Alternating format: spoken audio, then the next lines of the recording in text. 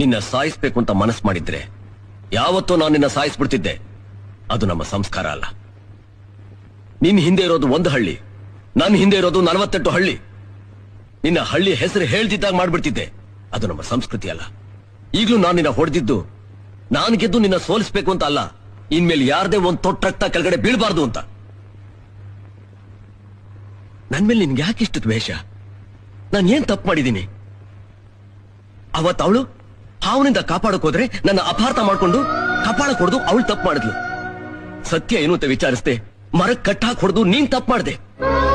ಈ ವಿಷಯ ಯಾರಿಗೂ ಗೊತ್ತಾಗ್ಬಾರ್ದು ಅಂತ ನನ್ನ ಡ್ರೈವರ್ ಬಾಬು ಹತ್ರ ಮಾತು ತಗೊಂಡಿದ್ರು. ಕೊಟ್ಟ ಮಾತು ತಪ್ಪಿ ಅವ್ನ್ ತಪ್ಪು ಮಾಡ್ದ. ಅವ್ನ್ ಮಾತು ಕೇಳ್ಕೊಂಡು ಊರಿನ ಜನಗಳೆಲ್ಲ ತಪ್ಪು ಮಾಡಿದ್ರು. ಅವಳು ತಪ್ಪು ಮಾಡಿದ್ಲು, ನೀನ್ ತಪ್ಪು ಮಾಡ್ದೆ, ಅವ್ನ್ ತಪ್ಪು ಮಾಡ್ದ, ಇವ್ರೆಲ್ರೂ ತಪ್ಪು ಮಾಡಿದ್ರು. ನಾನೇನಯ್ಯ ತಪ್ಪು ಮಾಡ್ದೆ? ನಾನು ಎಲ್ಲಿ ತಪ್ಪು ಮಾಡ್ದೆ? ಕೊನೆವರೆಗೂ ಈ ಜನಗಳಿಗೋಸ್ಕರ ಬದುಕ್ಬೇಕು.